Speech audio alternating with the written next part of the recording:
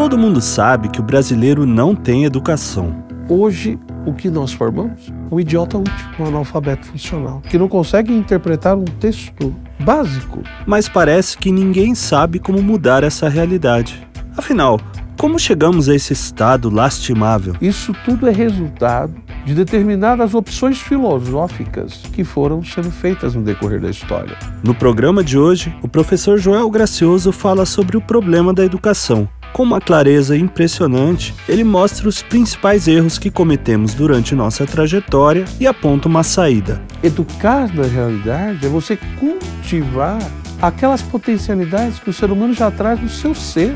Muitas aulas numa aula só. Esse é o quinto elemento especial de hoje. Nós precisamos ter grandes ideais. E qual deveria ser o grande ideal da educação? Deveria ser formar um homem de bem.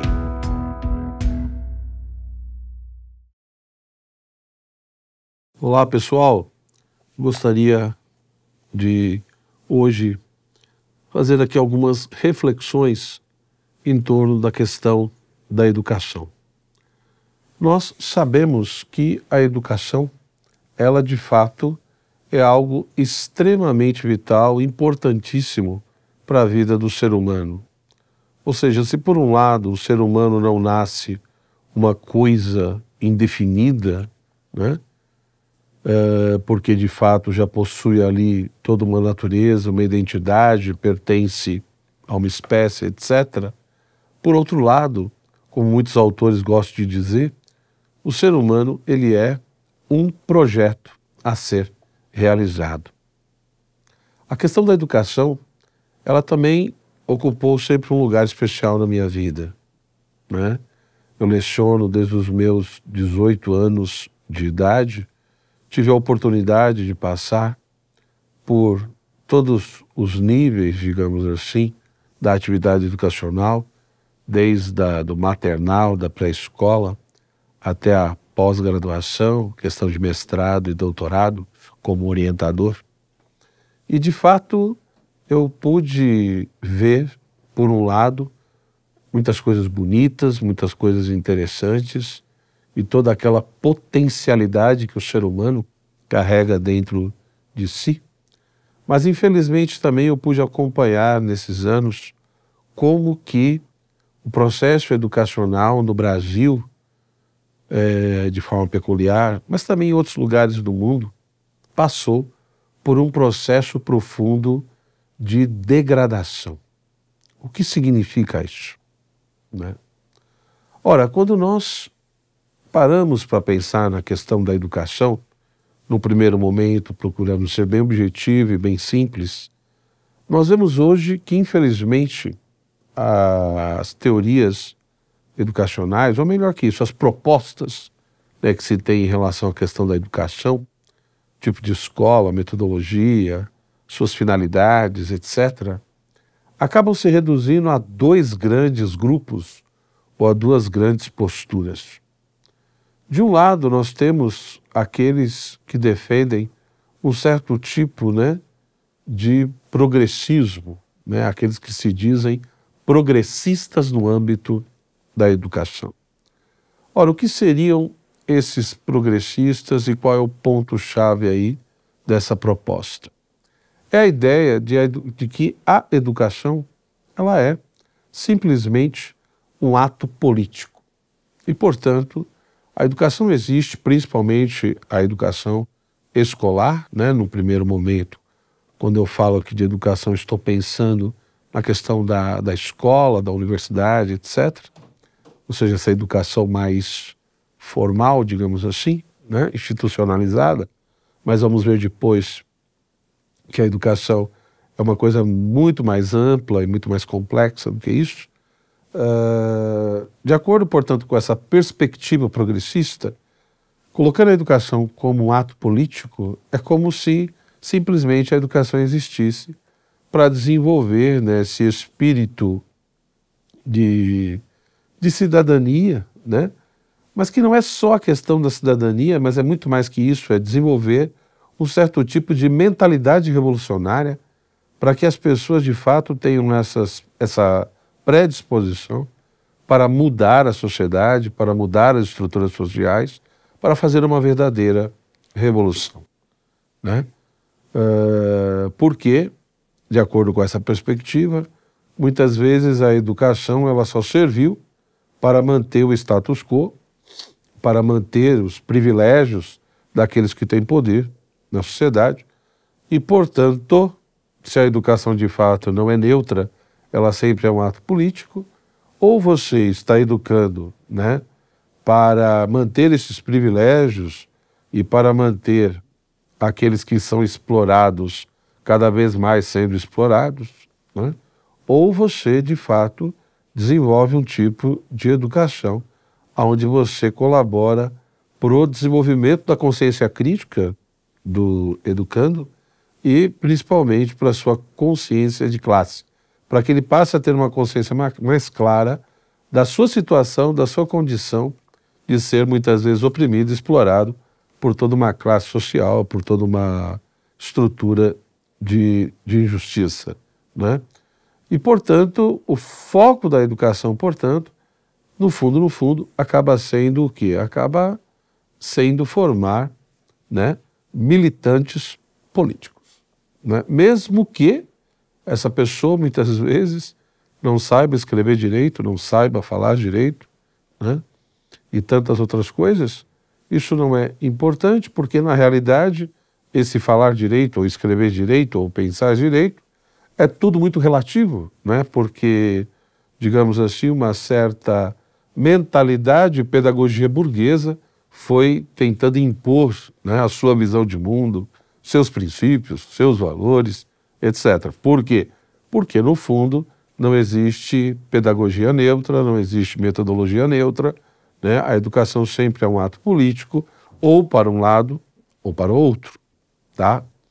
E nós sabemos que, não só no Brasil, mas em vários outros lugares, as escolas, né, e as universidades, infelizmente, essa perspectiva progressista, ela é muito forte, ela é muito intensa, né? E você vê aí, muitas vezes, jovens, né, de 15 anos, 16 anos, ou mesmo 18, 19 anos, dando opiniões e falando tantas coisas sobre assuntos extremamente complexos, como se fossem coisas extremamente banais, né? E problemas que, digamos, fossem facílimos de serem resolvidos, né? E com aquela mentalidade, aquela postura extremamente agressiva e revolucionária, tá? Porém, nós temos uma outra perspectiva também, que é um grande problema. Às vezes se fala muito da primeira, mas se esquece dessa segunda, né? Ou seja, se existe todo esse progressismo na questão da educação, né, em muitos lugares, por outro lado, você tem também um certo tipo de pragmatismo que prevalece também em muitos ambientes educacionais. E qual seria o ponto central ou a grande característica dessa questão do pragmatismo na educação? É a ideia, né, principalmente, de que a educação ela deve estar voltada para o mercado de trabalho, né? Ela deve estar voltada simplesmente para a questão dessa ideia de prosperidade, né? A pessoa tem que buscar a sua eficácia, a sua eficiência, a sua prosperidade, principalmente no sentido material, econômico, etc., né? E que, portanto, ao ser preparada para isso, a enfrentar o mercado, a competir, o mercado que se autorregula, etc. e tal. Então, essa seria a grande finalidade da educação, fazer com que essa pessoa, de fato, consiga, digamos, se inserir na sociedade, nesse mundo do trabalho, da prosperidade, do desenvolvimento econômico, material, né? E, portanto, fazer com que, para que ela consiga sobreviver, para que ela consiga competir nessa realidade de mercado, a escola, então, a universidade, teria que ter cursos voltados principalmente para isso, tá? Isso também é um grande problema, né? Porque, no fundo, você está pressupondo, ou você vê o ser humano, olha o ser humano, como se ele fosse simplesmente uma peça dentro de um sistema, dentro de uma engrenagem simplesmente econômica, né? Como se não existisse mais nada. Ou seja, eu tenho o mercado que regula todas as coisas, se autorregula, e os cursos, portanto, a montagem, a estrutura deles deve estar voltadas justamente para isso, né? Para capacitar as pessoas para se inserirem no mercado de trabalho, para poderem ser, digamos, sei lá, grandes empreendedores, etc., né? E, portanto, é como se isso, de fato, fosse a única coisa fundamental na vida, colaborando, evidentemente, para o desenvolvimento econômico de todo o país e pessoalmente também, tá? Ora, então veja que, repito, é uma visão extremamente pragmática, né? Focada nessa questão da prosperidade e do mundo, né? Da questão do mercado, etc. Infelizmente, na grande maioria das vezes, quando nós olhamos a realidade educacional, não só do Brasil, mas também fora do Brasil, essas duas grandes propostas, elas acabam prevalecendo, com raríssimas exceções. É evidente que existem, né, escolas, ambientes educacionais que não concordam nem com um aspecto nem com o outro, mas o que acaba prevalecendo é isso. E o que é mais triste, se nós pararmos e pegar esses dois polos aqui, né, e compararmos, digamos assim, com aquilo que o mundo ocidental, com o que a cultura ocidental já produziu em âmbitos de educação e de pedagogia, né? Então, quando você pega, por exemplo, a chamada educação clássica, né, o método clássico da educação, os resultados, né, ou seja, que tipo de pessoas foram formadas, né? Qual foi o resultado, digamos assim, dessa chamada metodologia mais clássica, presente ali no mundo grego, no mundo romano, e depois dado continuidade na própria questão da paideia cristã, ou da concepção cristã, católica, enfim, de educação, né? Ali em meados, né, do final da Antiguidade Tardia, e depois de toda a questão do medievo, por exemplo, adentrando a Renascença. Mas se você pegar os grandes pensadores, né, os grandes gênios, os grandes nomes, nas mais diversas áreas, você vai ver, né, que eles foram formados nesse contexto de uma metodologia clássica, né, que tinha ali o seu modo de ser, que tinha, evidentemente, os seus pressupostos antropológicos, a sua concepção de ser humano, de sociedade, de vida, e que a partir disso propõe uma certa metodologia, né, de ensino, de aprendizagem, etc., via de uma certa forma o professor, o mestre, também a questão do educado. Ora, quando nós pegamos ali o mundo moderno, o mundo contemporâneo, isso começa a mudar, né? Muitos questionamentos começam a ser feitos em relação a essa questão dessa proposta, digamos assim, mais clássica, né? A virada, de fato, muitos questionamentos, repito, já vão ser feitos ali no próprio período na Renascença, no século XVI, depois no próprio início da modernidade, né, no XVII, mas aonde, de fato, essa crítica passa a ser um pouco mais intensa é no século XVIII, né, com um grande pensador chamado Jean-Jacques Rousseau. Não é à toa que Rousseau ele é considerado, né, o pai da pedagogia contemporânea. Por quê? Porque ele, de fato, vai chamar a atenção para duas coisas, digamos assim, que se contrapõem profundamente a determinados pressupostos presentes nessa pedagogia clássica que estava ali, né, de maneira tão intensa no mundo antigo e no mundo medieval.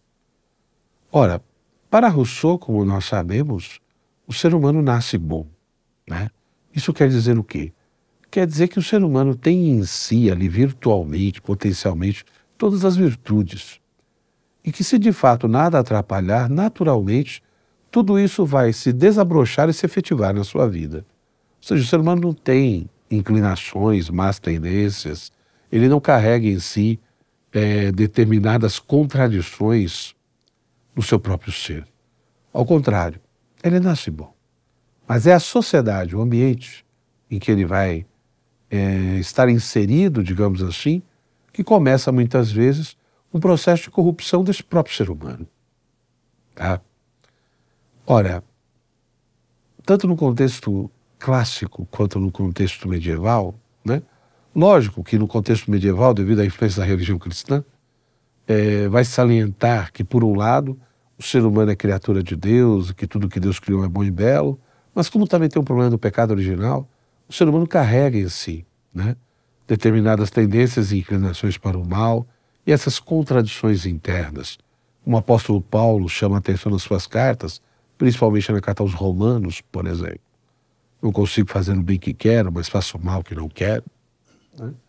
Então, de fato, a questão aqui é, do ponto de vista do pensamento cristão, da perspectiva cristã, talvez fique um pouco mais fácil ressaltar esse drama ou esse paradoxo humano que o ser humano vivencia. Mas, no fundo, não é uma questão só de fé. É uma questão de você observar a realidade, de você observar a experiência humana, independente de fé. Se você, de fato, observa a experiência humana, a história da humanidade, olhando a história da humanidade, olhando a sua própria história, observando outros seres humanos, você vai ver esse drama. Você vai ver esse paradoxo. Você vai ver, muitas vezes, essa contradição que se manifesta no mais íntimo do nosso ser, onde você tem, muitas vezes, a clareza, a consciência de qual bem você deveria buscar, mas você faz justamente o oposto e o contrário. E isso não porque necessariamente você foi pressionado por alguém, ou você foi obrigado por alguém, mas porque, no fundo, você carrega, muitas vezes, esse conflito, essa contradição no seu próprio ser, na sua própria história enquanto ser humano. Portanto, a questão aqui não é uma questão só de fé, mas é de observação da realidade, né, e do fenômeno humano tal como ele se manifesta, tal como ele se dá a conhecer a nós. A experiência humana aponta para isso, né, para esse dilema, né, para esse conflito que muitas vezes vai se transformando num verdadeiro dilaceramento interior, onde muitas vezes você não tem o que a gente chama de verdade moral. O que é a verdade moral? É quando a sua conduta, o seu comportamento corresponde aos seus pensamentos e intenções. Muitas vezes o seu pensamento, a sua intenção é uma e a sua conduta é outra. E isso causa, sim, um drama, causa um conflito interno. E você vê isso, né?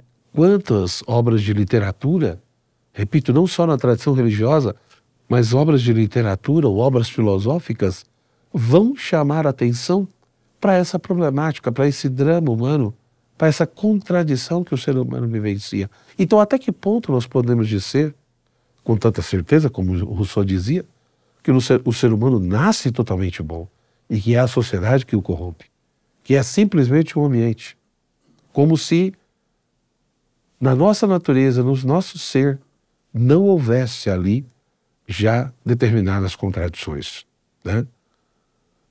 Ou apelos opostos, digamos assim.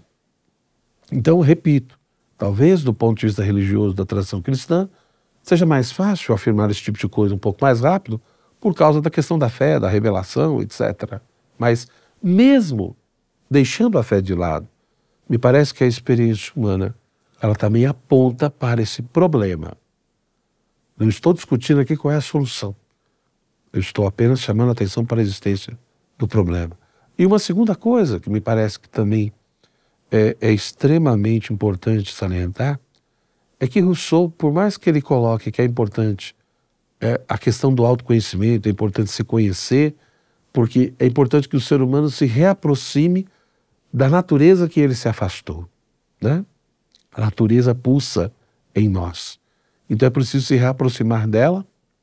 A via do autoconhecimento é importante, porém, do ponto de vista russoniano, essa via do autoconhecimento, ela não ocorre tanto pela inteligência. Não é pela inteligência.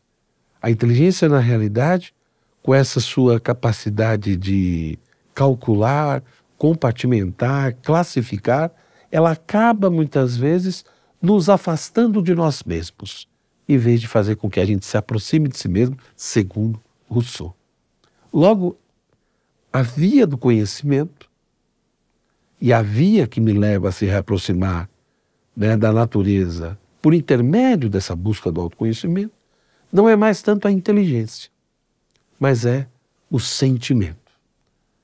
O sentimento, ele vai ocupar cada vez mais um lugar, digamos assim, central, não só no pensamento de Rousseau, apesar dele estar ali no contexto, né, do movimento iluminista do século XVIII, que exaltava tanto a razão. Mas, por outro lado, nesse aspecto, Rousseau aponta para isso, para essa questão do sentimento. Lógico, o que ele entende por sentimento, né, não é toda essa coisa do sentimentalismo, não é isso. Mas é justamente muito mais no sentido de um encontro, né, essa coisa da sensibilidade, né, da subjetividade da sensibilidade, da vivência interior, né, me parece que é sentimento mais por aí. Mas independentemente disso, né, no sentido de que sentimento para ele não é sentimentalismo, e muito menos esse emocionalismo que a gente vê hoje em dia, independente disso, ele faz a crítica à questão da inteligência como via do conhecimento. Né? E aí, veja, a guinada é bastante forte. A guinada é bastante forte porque se o ser humano tem praticamente lá todas as virtudes, ele é bom, ele tem tudo isso de bom em si, naturalmente vai desabrochar se ele não for atrapalhado. Né? A via, portanto, é muito mais da sensibilidade, da subjetividade e da vivência interior, do que da questão da inteligência, com a sua capacidade reflexiva, de análise, né? De compreensão. E, além disso, o foco é a criança. Tem que se respeitar o seu desenvolvimento natural. É o próprio aluno que conduz, né, esse processo. Bom, tudo isso vai abrir margem, digamos assim, para vários outros questionamentos na questão pedagógica, educacional, metodológica. Né? Século XIX, principalmente ali, o início do século XX, vão surgir vários autores que vão fazer críticas intensas, né? Não tanto, aí não se usa tanto às vezes a expressão educação clássica, mas ao que alguns chamam de método tradicional ou escola tradicional. E às vezes vai haver uma certa confusão, sim, porque essa escola tradicional, o método tradicional do final do século XIX, início do século XX, nem sempre reproduz com toda a fidelidade e clareza o que seria uma educação clássica, por exemplo, lá do mundo antigo ou do mundo medieval. Né? Essa concepção, digamos assim, de educação clássica, ela foi sofrendo modificações e adaptações no decorrer da história. E quando chega ali no final do XIX, começo do século XX, evidente, muita coisa já tinha sido adaptada e modificada. Isso é um detalhe, um ponto que não pode ser esquecido. Agora, o que é interessante é que repito, cada vez mais o professor ele vai ser visto como um ajudante, né? Alguém que está ali do lado. Ou seja, é uma educação aonde a própria criança, o próprio aluno, é ele que manda e comanda todo o processo. O professor já não é mais aquele mestre que percorreu todo um caminho e, portanto, tem condições de ensinar esse caminho, de acompanhar o outro e ajudá-lo nesse processo, né, de busca, né, do conhecimento. Agora, o professor é um ajudante. É alguém que vai ficando ali do lado e, conforme é solicitado, ele vai, de fato, fazendo aquelas intervenções, mas conforme o próprio aluno solicita. Ou seja, até chegar ao ponto como hoje em dia é chamado muitas vezes o professor, né? Ele é um facilitador. Uma expressão extremamente ambígua, que eu particularmente nem sei muitas vezes o que significa isso. Né? Mas enfim, então você tem de fato essa ideia de que o professor é aquele que prepara o ambiente, é aquele que cria as condições, é aquele que fica ao lado, que só intervém o mínimo necessário e quando é solicitado. Ele não comanda o processo de ensino-aprendizagem. Né? Na realidade, é o próprio educando que vai se formando. É ele que vai conduzindo o seu próprio processo. Por isso que também, né, é ele que vai se autoavaliando. etc. Tá? Então, no fundo, é importante nós termos claro que seja uma concepção da educação como um ato político para desenvolver o senso crítico, né?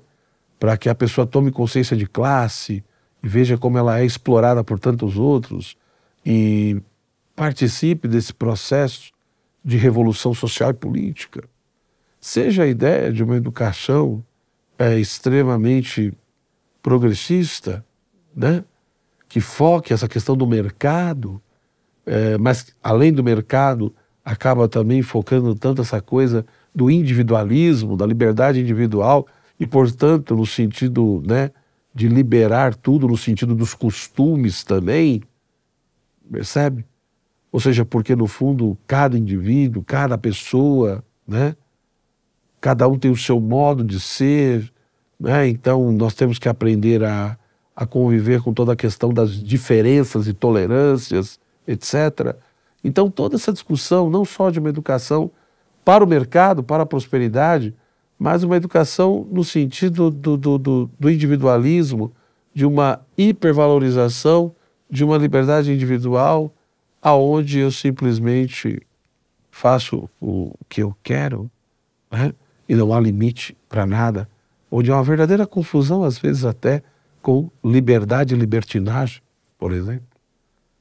Tudo isso que eu quero dizer é que não surgiu do nada. Isso não brotou do nada, do chão, etc. Né?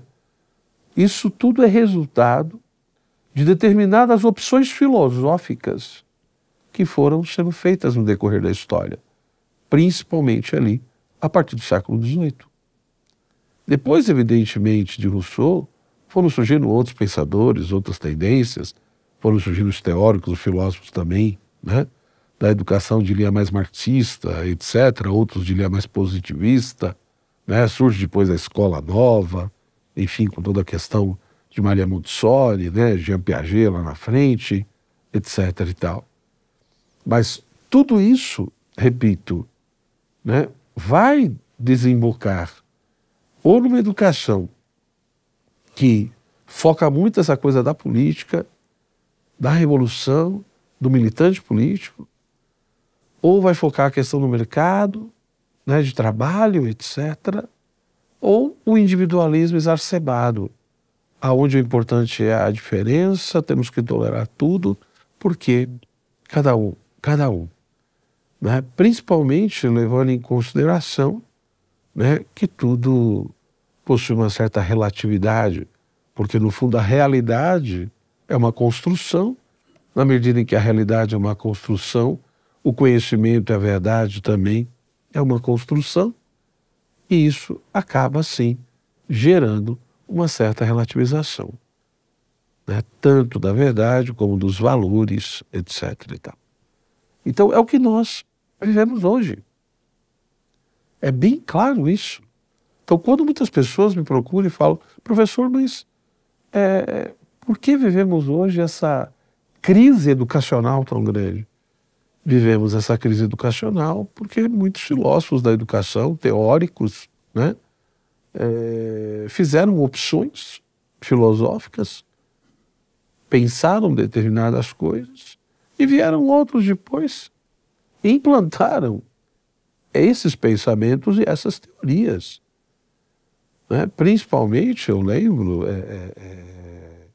na década de 80, né, no século XX, se você for ver no caso do Brasil, né, tudo isso começou a ser muito intenso a partir de 1985, 86, por aí.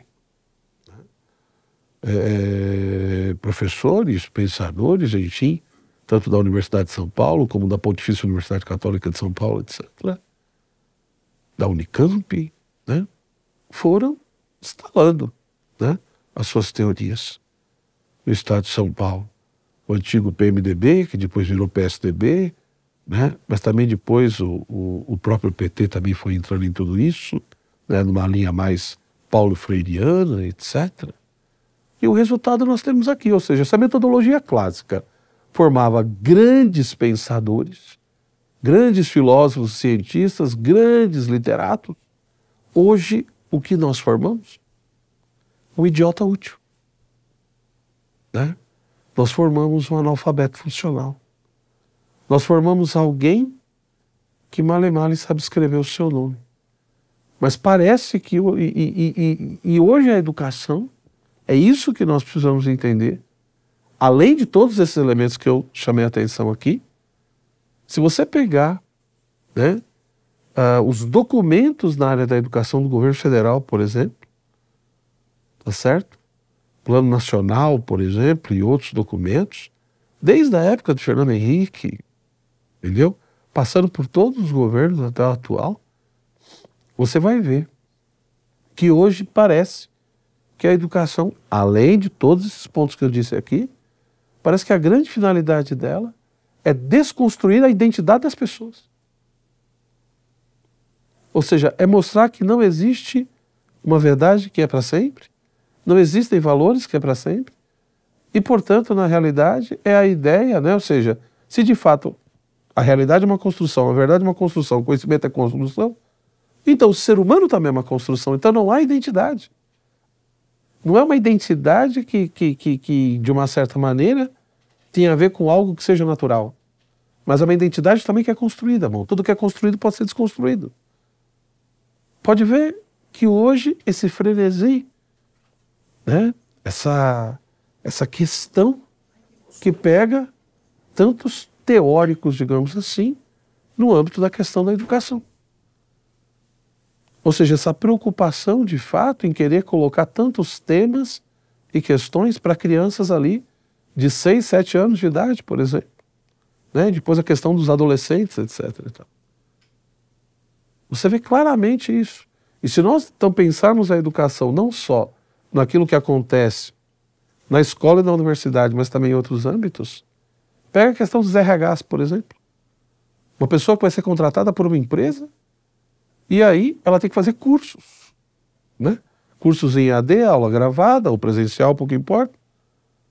Outro dia mesmo estava conversando com alguns jovens, né, que foram contratados por empresas aí XYZ, e todos diziam a mesma coisa. Falaram, professor, em todas as aulas, todas, sempre há algum tipo de orientação no sentido do relativismo, da desconstrução da identidade pessoal, individual, como também da família.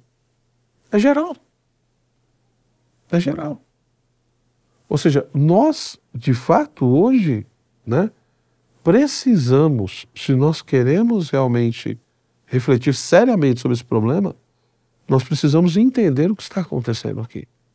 E mais do que entender, me parece que, por um lado, historicamente isso é muito compreensível, ou seja, opções filosóficas foram feitas, gerou-se, portanto, determinadas metodologias, né? E tem-se objetivos muito claros, tanto no âmbito político, relacionados às questões ideológicas. Agora, a consequência é nefasta. Ou seja, a consequência é nefasta. Você vê vários, né? Repito, olha a realidade. Você tem uma massa enorme de analfabeto funcional, pessoas que não conseguem interpretar um texto básico, pessoas que não conseguem construir um raciocínio com começo, meio e fim, pessoas que não conseguem emitir juízos claros sobre as coisas, que têm uma dificuldade enorme de observar a realidade como ela se manifesta.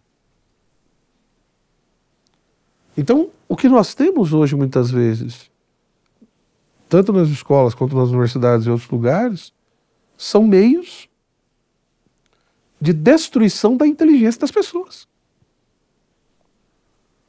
Ou seja, se nós relembrarmos um pouco, se nós perguntássemos, numa concepção mais clássica de educação, o que é educar, né? O padre Leonel Franca, que foi um dos maiores educadores que esse país já teve, que era jesuíta, ele dizia, né? Educar é preparar o homem para a vida.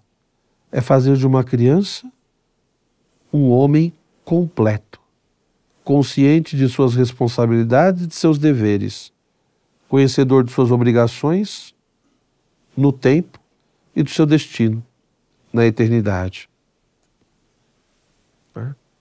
Então veja que interessante, quer dizer, educar na realidade é você cultivar aquelas potencialidades que o ser humano já traz no seu ser, na sua natureza. É muito mais fácil seguir esse caminho, ou seja, é muito mais fácil você trabalhar junto com a natureza humana do que contra ela, né? Então, o ser humano, por um lado, ele não nasce pronto e acabado, mas também não nasce uma coisa indefinida. Então, ele é carregado de potencialidades. Ele é carregado de potencialidades físicas, corpóreas, né? Ele tem toda uma dimensão psíquica, entendeu? Volitiva, intelectiva. Ele tem toda uma dimensão espiritual. Por isso que toda educação, se de fato não é uma educação ideológica, se não quer simplesmente usar o ser humano como massa de manobra para atingir outras coisas, a verdadeira educação, ela é uma coisa muito simples. A verdadeira educação é aquela que cultiva e que procura ajudar essa criança carregada de potencialidades e se transformar no adulto maduro e equilibrado. É isso. Ou seja, a verdadeira educação de fato é uma educação para a liberdade, sim, mas não para a liberdade como muitas vezes o individualismo burguês quer chamar a atenção. Uma educação para a liberdade não como determinado tipo de liberalismo propõe. Uma educação para a liberdade é no sentido, né, de entender que a liberdade ela é um meio para que eu de fato busque aquilo que é mais nobre, mais sublime, mais elevado. Por isso que nós estamos na crise que estamos. Ou seja, nós simplesmente, né, primeiro, nós negamos as potencialidades naturais. Aos poucos, foi se negando. Não tem mais natureza humana. O ser humano é obra do acaso, da evolução, do meio, né? Não tem natureza humana. Né? E se não tem natureza humana, então não tem um Criador também que fez essa natureza humana. Não tem potencialidades naturais.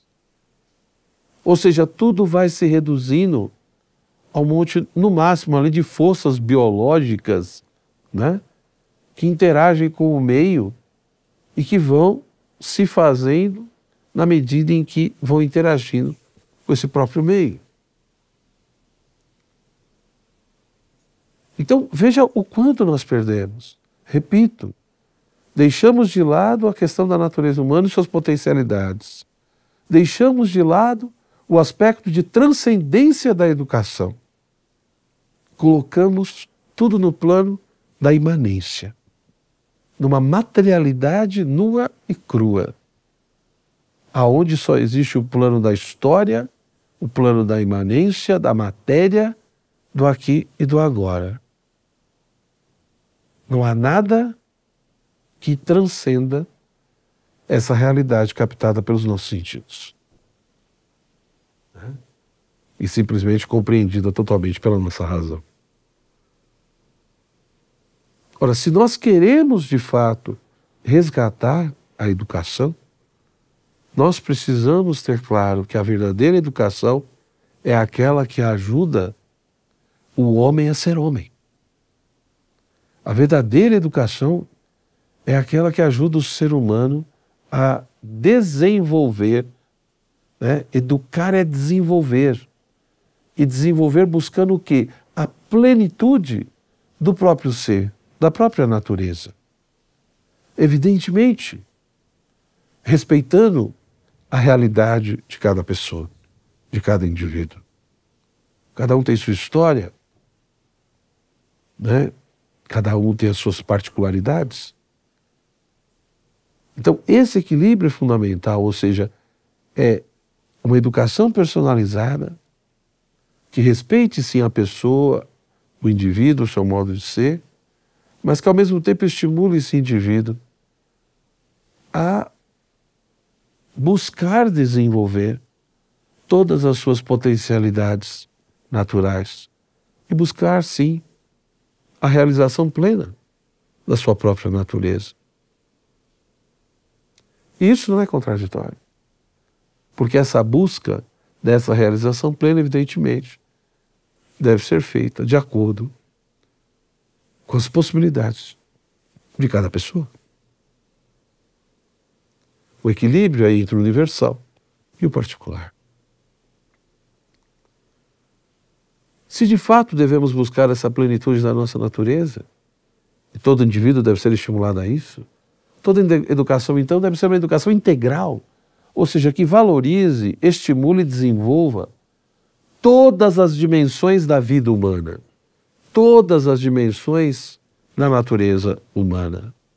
Então é preciso, sim, uma educação física, uma educação da sensibilidade.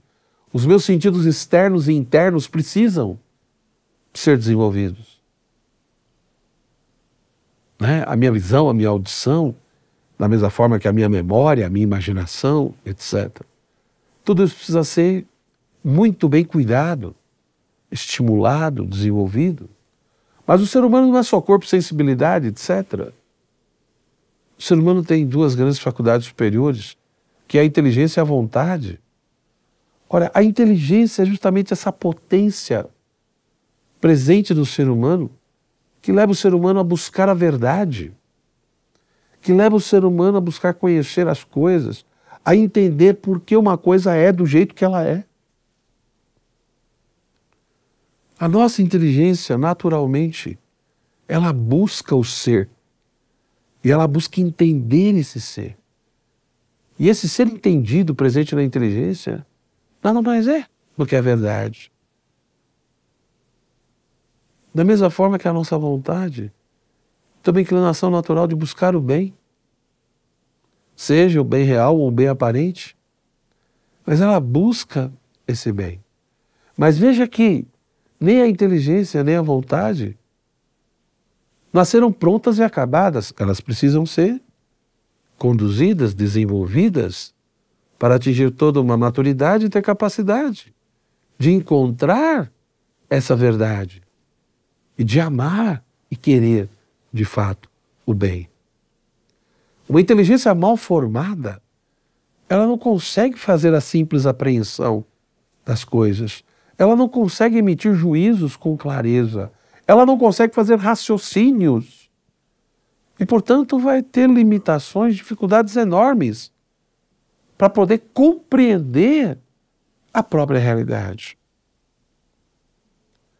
E, repito, dependendo da metodologia de ensino que nós usamos, desde a alfabetização, você está colaborando para um processo de destruição da inteligência daquela criança. Você vê claramente isso nos resultados, na maioria das vezes, né? Seja do construtivismo ou do socioconstrutivismo, por exemplo.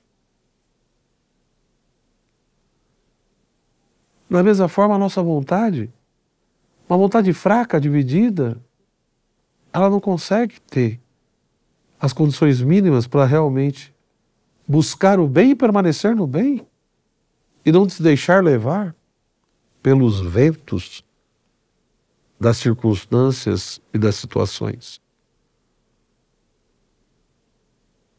Então, se nós queremos, repito, que a nossa sociedade comece a mudar um pouco, que as pessoas comecem, de fato, a perceber e a entender o que está acontecendo, lógico que, em primeiro lugar, devemos cuidar das crianças. É muito mais fácil entrar num processo, né, de resgate educacional focando nas crianças. Isso não quer dizer desistir dos outros. Mas o trabalho com um adolescente, um jovem, adultos, é muito mais difícil. Porque é evidente, muita coisa já aconteceu na vida dessas pessoas. E aí, nem todo mundo tem a disposição interior necessária para enfrentar os sacrifícios que são necessários no processo de reeducação pessoal. Então hoje a gente vê claramente isso. Repito, nós precisamos resgatar a dimensão natural da educação, o conceito de natureza humana, as potencialidades naturais e, portanto, uma educação da sensibilidade, da inteligência, da vontade, né? Ou seja, uma educação física, uma educação intelectual, pensamento, uma educação moral, porque envolve a questão da vontade, e junto com isso também o aspecto religioso, porque é resgatar também a dimensão de transcendência, porque nada nesse mundo, no plano da imanência, do ponto de vista factual, parece satisfazer o ser humano. Ele tem essa sede, né, do infinito, do absoluto, da transcendência. Não é à toa, repito, você pega autores lá no mundo grego, antes do próprio cristianismo, que já chamavam a atenção para isso. Que a educação, portanto, ela deveria ser uma educação para o verdadeiro, para o bom, para o belo. E não simplesmente só para essa vida, ou os fins imediatos dessa existência, de satisfazer as nossas necessidades materiais, biológicas, etc. Mas que deveria se buscar algo mais. Então isso não é uma invenção do cristianismo, isso não é uma invenção da igreja. Ou seja, essa compreensão de que, de fato, no processo educacional, educar é desenvolver essas potencialidades naturais, educar é ajudar o homem a ser homem, ou seja, a desenvolver e atingir a plenitude da sua própria natureza. Por isso que educar é educar para a liberdade, não no sentido só de fazer o que eu quero, mas de entender a liberdade como meio para escolher aquilo que é mais sublime e elevado, a liberdade moral. Mas veja que para tudo isso funcionar, repito, temos que resgatar a natureza humana, as suas potencialidades naturais, temos que resgatar a dimensão da transcendência da educação, temos que resgatar uma educação integral que olhe para o todo da vida humana e da existência humana, então uma educação física, intelectual, moral, espiritual. Mas além de tudo isso, além de todos esses aspectos, nós precisamos forjar o caráter das pessoas. E forjar o caráter, ter caráter, é ser uma pessoa que de fato ela pensa e vive de acordo com aquilo que ela acredita. Veja, entenda bem, aqui tem um elemento muito importante. Porque você vai dizer, professor, mas o que adianta? Mas se a pessoa tiver um monte de princípios e crenças falsos? Sim, isso é uma outra discussão. Mas o que eu estou dizendo é, o que é uma pessoa de caráter? O que é uma pessoa de bom caráter? É uma pessoa que não deixa se levar pelos ventos. É uma pessoa que não deixa se levar pelas circunstâncias. É uma pessoa que tem coerência. Uma pessoa de caráter. É uma pessoa que não negocia os seus princípios. Por isso que é difícil você conviver com pessoas que não têm caráter ou que têm um mau caráter. Porque é um verdadeiro camaleão. Ou seja, dança conforme a música e conforme a situação. Dança e joga e faz conforme os seus interesses. Não. Então, por isso que a questão da educação, ela tem sim todos esses aspectos aqui que eu estou chamando a atenção, mas essa questão do formar e forjar o caráter é uma coisa fundamental. Por isso que também não dá para forjar o caráter se você não trabalhar a vontade. E não dá para trabalhar a vontade se não trabalhar a inteligência. Então veja que as coisas vão caminhando junto. Eu preciso de uma educação integral, que eu olho todo da vida humana e da pessoa, né? Eu vou de fato estimulando isso e valorizando isso. E ao fazer isso, esse é o grande ponto. Ao fazer isso, ao fazer uma verdadeira educação da sensibilidade, da inteligência, da vontade, isso contribui profundamente, né, para forjar o caráter da pessoa. Lógico, tenho que me preocupar também com o ambiente em que ela vive. Tenho que estimular o autoconhecimento, a reflexão.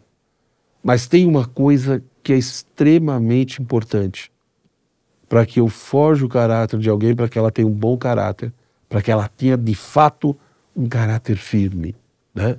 Repito, uma pessoa de caráter é uma pessoa em que o seu pensar e o seu agir está de acordo com os seus princípios e as suas crenças.